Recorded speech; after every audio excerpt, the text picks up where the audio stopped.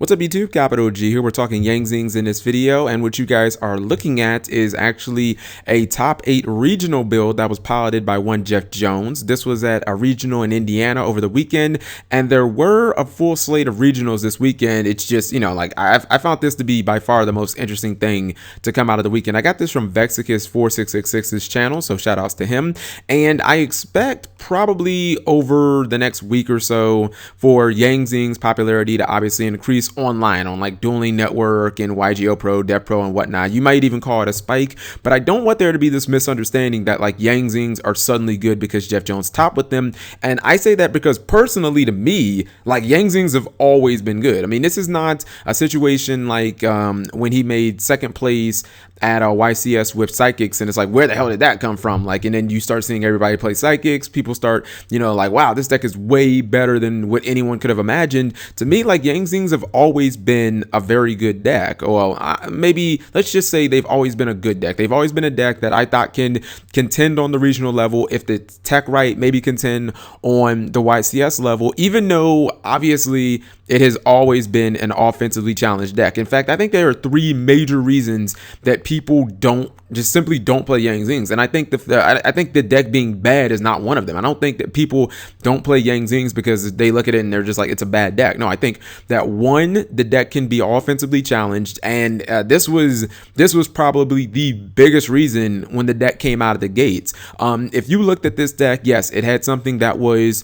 semi-unique to it. The fact that it was kind of the first archetype where all the monsters floated. I mean, if you kill any of these monsters and they hit the graveyard, like they'll just special summon each other, except, some of the newer ones, some of like the pendulum ones and whatnot. At the time, when it was released in the OCGs, that was something that was pretty exclusive to it, even though Konami did kind of undercut this archetype by releasing Burning Abyss like at the same exact time, and Burning Abyss did the same exact thing. The difference between Burning Abyss and Yang Zing, and why I think that, Burning Abyss kind of stole the spotlight from Yang Zing, is because number one, Burning Abyss could not miss timing, that's really unfortunate, by the way, that Konami would release an archetype that could miss timing at a time where it seemed that everything stopped missing timing. Like, missing timing just doesn't happen anymore.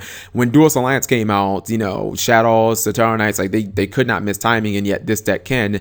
And then also the fact that Burning Abyss could go into their boss monster just so much easier. I mean, Baxia is a very, very good card. I think usually if you drop Baxia and its effect actually goes off, like I think you win the duel most of the time. It's just that, Dante was so much easier to make because you just summon a tour guide and bam, you have Dante plus bonus points, and the tour guide was obviously unlimited at the time. But yeah, the first reason is that Yang Zing can be offensively challenged. A lot of times with this deck, you have to kind of set up, you have to set monsters, and, Konami for some reason made a lot of these monsters have 0 attack, like Bixie and Chiwin, and I don't understand that to this day, to be completely honest. But with this deck, sometimes you'll have to wait a couple of turns before you can make an offensive play. I mean, obviously they did fix that with the new challengers. They got a couple of cards, like Jatu really did help the deck a lot because it meant like you could actually do stuff, especially going first. You could actually make plays, and it meant that, going second, like you didn't have to wait and set and whatnot.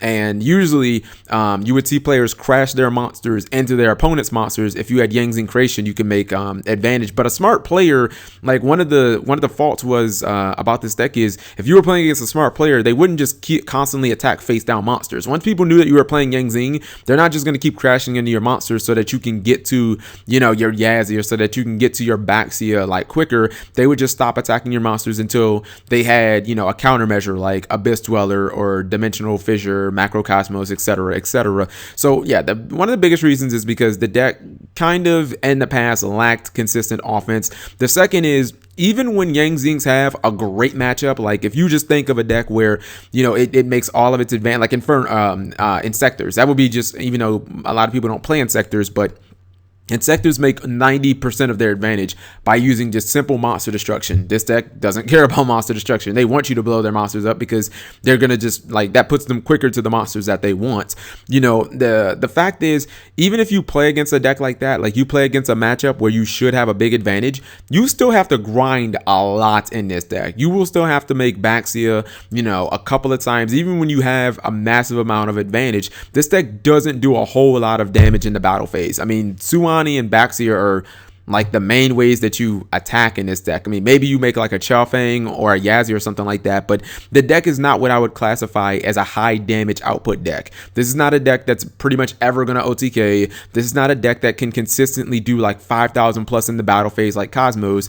And I think that, you know, a lot of players in today's age, they want, you know, fast decks. When you compare that to decks like Shadows that came out in the same set, Shadows which could OTK your opponent and just wipe your opponent clean off the face of the match, you know, in one turn or something like that, especially when they started throwing Denko in the deck, like it's just much more attractive to the average player. And then the third is that, you know, and don't take this as a slight, Yang Zing players, this deck is actually like, it can be kind of boring. And I say that because a lot of the deck is, once again, is setting monsters like Chi-Win, setting, you know, setting Bixie. If you're playing Palo, which some people play, some people don't, setting Palo, kind of waiting to get your Yang Zing creation, having to maybe dark hole your own monsters to get your deck jump started, and just waiting until you get the right combo pieces.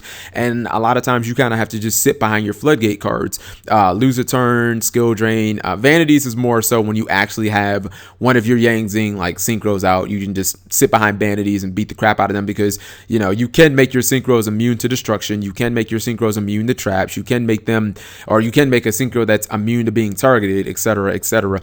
And I think that the fact that the deck always has to grind, it's unappealing to people. You know, it's not like a deck like Necros where if you make Trishula turn 1, your opponent doesn't have a counter, like you wreck them so hard where they're just out of the game. Or Sertelonite, you make that turn 2 Trevor and it's like, I'm gonna, you know, recycle my Fiendish Chain, I'm gonna take a card out of your hand, I'm gonna bounce up all my cards, and you're pretty much like -3. So this deck doesn't really have a really dirty, just out of this world power play, but the deck has always been solid. And one of the reasons why I think that Yang Zing did come out at a good time in the TCG is if you compare this deck to how I would assume it's ran in the OCG, and why I think the deck never did anything in the OCG, it's because like the countermeasures are just, there's so much more of them in the OCG. You know, in the OCG, Macro Cosmos and Dimensional Fissure are both at 3, which that alone would make me never want to play this deck, because those two cards wreck this deck. And even like Burning Abyss can kind of play around D-Fissure, like they can still summon a tour guide, make a Dante,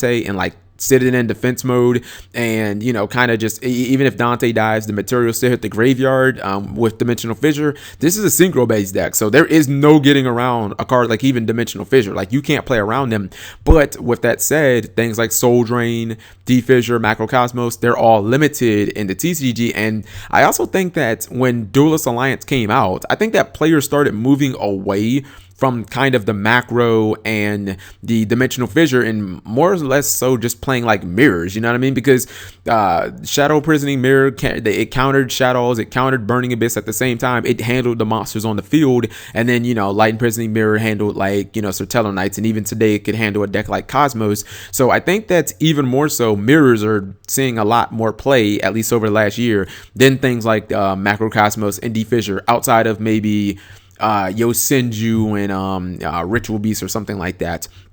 So even though Jeff Jones did top with this deck, I don't want people to get this notion that, oh my goodness, like you know, Yang Zing are so good now just because he's top, because it's like it's always been a good deck, but it does have its deficiencies. The deck is notoriously known for starting out slow, but it doesn't really have a lot of natural counters. You know what I mean? Like if you play against a deck like Necros, it pretty much boils down to, you know, can you get your skill drain or your loot turn out? If they can't counter it pretty much immediately, like eventually you'll outgrind just about any deck in Yu-Gi-Oh! The only deck that Yang Zing probably won't outgrind is Burning Abyss, because Burning Abyss, their monsters float as hard as yours do, and they have a way of going after your Yang Zing creation and your skill drain and your loot turn, because once they hit Fire Lake, they're gonna wreck like all your back row, and plus they can juggle it, and that deck doesn't have to worry about missing timing at all. But I still think that Yang Zing are a very viable deck.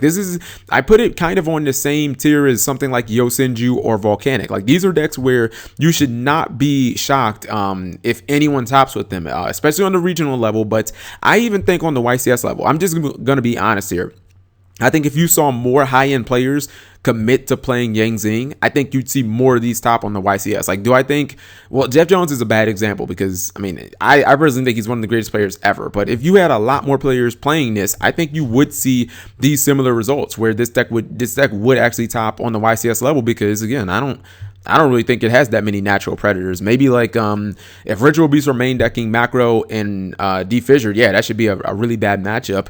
But outside of that, you know, like Defissure, Macro, they're not really that common.